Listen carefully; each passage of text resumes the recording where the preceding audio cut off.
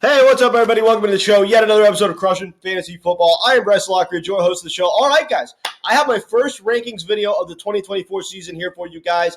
As you guys know, I do not put out cookie-cutter rankings.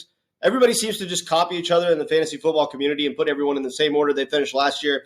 I'm not going to do that. We're doing our best to project forward for this coming season. So I'm going to give you an idea of how I'm valuing these players as of right now, this very moment in fantasy football. So I'm starting right here with the first player on my list, Breece Hall. I think he's going to score more fantasy points than anybody this year. I really do. I mean, this is a guy who finishes the running back 3. He was obviously trending in the right direction as the season progressed. And this is a guy who was seeing double-digit targets in a lot of games as the season went along. Look for this guy to do something similar this year. He's the number 2 receiver in the offense outside of Garrett Wilson. So we're going to get a guy who has 20-plus carries on certain weeks, 10-plus targets on certain weeks. He is going to see games this year where he touches the ball over 30 times. And he's going to be playing in an inevitably improved offense with a healthy Aaron Rodgers. The sky is the limit for Breece Hall. If he led the league in fantasy points and was the most valuable player in 2024, I wouldn't be surprised whatsoever. If I'm on the clock with the number 1 overall pick, I'm taking Breece Hall. Next player on my list is going to be Tyreek Hill. What we have with this guy is obviously just guaranteed production, right? We know that he can catch passes at all levels of the field. He's the fastest receiver in the game. He's the biggest deep threat in the game. He's a guy who is getting a higher target share than he's ever had in his fantasy career. I mean, he saw more targets last year than he had ever seen in his history playing fantasy football. I thought when he went over to the Dolphins, it was going to be a downgrade. No, he is better in the Dolphins offense than he was in the Chiefs offense. The sky's the limit for Tyreek Hill. I think he's going to finish as the number 1 wide receiver overall. He is absolutely and utterly bust-proof. Don't worry about the fact that he's going to be 30 years old. Still one of the most talented, if not the most talented wide receivers in the game. He is force-fed the ball. The entire offense runs through Tyreek Hill. Obviously, they have other weapons now with, Mostert and Achane and Jalen Waddle. But look, Tyreek Hill was seeing darn near 12 targets a game in this offense last year. The production is guaranteed. The weekly ceiling is as high as it gets.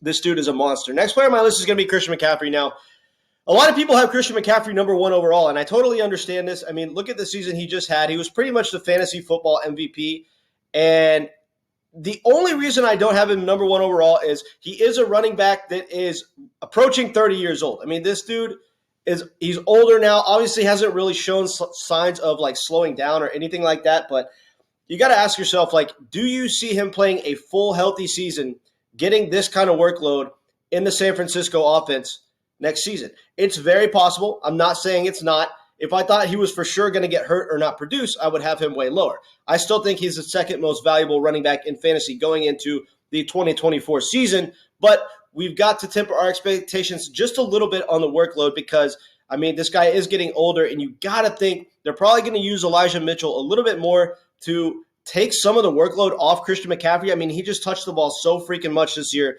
He is the best fantasy football running back of all time. I'll give him his props, but playing another full healthy season without Elijah Mitchell helping a little bit to take some of the carries, I just see that being a pretty unlikely scenario. But I still have him as my second running back off the board. Next player on my list is going to be Justin Jefferson, maybe the most talented wide receiver in the game. Has shown to be pretty much quarterback proof. When Mullins stepped in this year, he had some pretty darn good games with Justin Jefferson. I mean, even if Kirk Cousins is not the quarterback in Minnesota, I still see Justin Jefferson as a top 5 overall pick.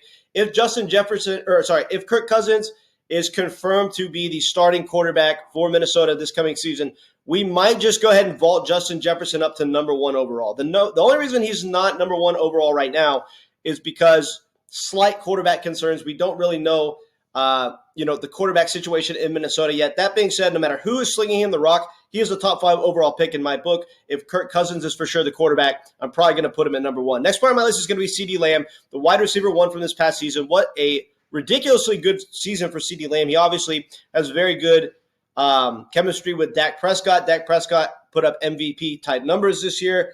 I personally think that's very much because of how soft the schedule was, but we got to give respect where it's due. CeeDee Lamb was the number 1 wide receiver in fantasy this year. I'm probably going to be taking him as a top 5 overall pick this coming season. Next player on my list is going to be Jamar Chase. Now, this is a guy who super fast, hyper athletic. You got to figure the Bengals are going to be out for blood this year. I mean, Joe Burrow gets hurt at the halfway point of the season. They don't really get to go on a run that we know they would have gone on. They could have gone as far as winning the Super Bowl. I mean, they have the talent to do that. You got to figure they're out for blood this season, this coming season. Jamar Chase is going to be a target hog this year. And we saw 2 seasons ago, and with the sample that he had with Joe Burrow this year, this dude is fed targets within the red zone like crazy. I mean, you've got the 6'4" T. Higgins on the team who you think would command the highest red zone target share given his size and contested catch abilities. But Jamar Chase is still targeted in the red zone, even more so than T. Higgins. This is a very good wide receiver, pretty much a generational talent. I mean, this dude is seriously unbelievable. We know what the quarterback situation is. That's the advantage that he has on Justin Jefferson.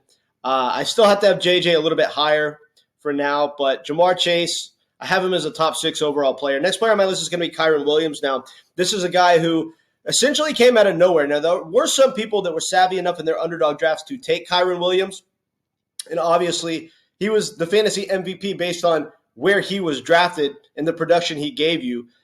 So the value was insane for Kiron Williams this last season. This dude was consistently getting 20-plus carries like every single game. He was getting targeted out of the backfield, used at least a little bit as a wide receiver. This dude is an absolute volume hog. He's very talented, hyper efficient. If you look at the athletic intangibles, not as impressive as most elite running backs. He's not as big or as fast as most of the running backs that crush it in fantasy. But the fact of the matter is, this dude gets it done. He fits perfectly into his offense, and he is going to be a fantasy monster once again. I'm taking him in the first round. Next player is going to be Bijan Robinson. I almost want to have Bijan higher, but he definitely disappointed this last season. I mean, so many people took him with the number 1 overall pick. Obviously, this is very much because of the fact that the team had terrible play calling with Arthur Smith. I mean, who drafts a running back with top 8 overall draft capital and doesn't use him just as a complete workhorse? I mean, he had very few weeks where he had over 20 carries, very few, if any, weeks where he had over 25 touches. This is absolutely absurd. With a new offensive coordinator and a better coaching staff and a better overall system, I think he's going to explode this year. They still have to figure out their quarterback problems, obviously. But this dude, when he did get the ball, was ridiculously efficient, just as we expected him to be. Look for a huge bounce-back season for Bijan. If he finishes the number 1 running back overall, I wouldn't be all that surprised. I don't think he's going to finish number 1 overall because there's just players in better offenses like Breece Hall and Christian McCaffrey, right? Even Kiron Williams is in a better offense where they at least know the quarterback situation.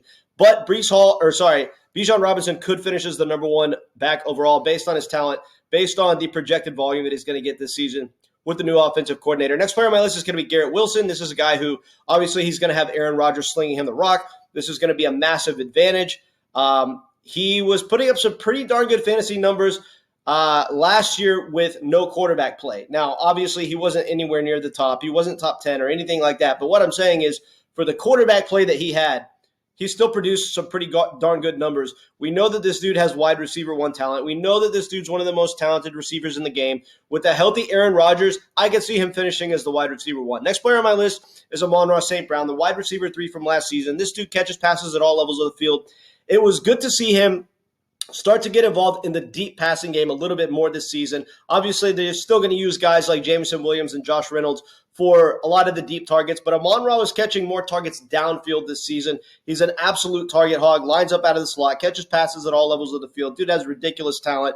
He's not the fastest guy on paper, but he certainly looks a lot faster on the field than his 40 time suggests. This dude is a very talented wide receiver and a hyper-efficient Lions offense that gives him ridiculous touchdown upside. He should certainly be a first-round pick. Next player on my list is going to be Jonathan Taylor. I see a huge bounce back from Jonathan Taylor. He's really been a disappointment over the past 2 seasons, considering that he was the best player in fantasy in the 2021-2022 season. But with that being said, look for him to have a massive bounce back. The offense started to find their stride late in the year. He's mainly just been held back by injuries. This dude is a fantasy monster. Upside to be the running back 1. He should be drafted probably at the back end of the first round. Next player on my list and final player I have in my top 12 is DJ Moore. This is a ridiculously talented player, guys. We were just waiting for him to have a quarterback. He finally got that in Justin Fields. And we don't know if Justin Fields is going to be the quarterback in Chicago. So really worst case scenario, Justin Fields is going to be his quarterback. There's a chance that he's got a better quarterback slinging him the rock. I love the upside for DJ Moore. I think he could be a top 12 overall player, and I would take him with my very last pick in the first round. If I'm at the 112 and DJ Moore hasn't been picked yet, I'm taking him. That's my top 12 as of now. I appreciate it. Catch you guys later.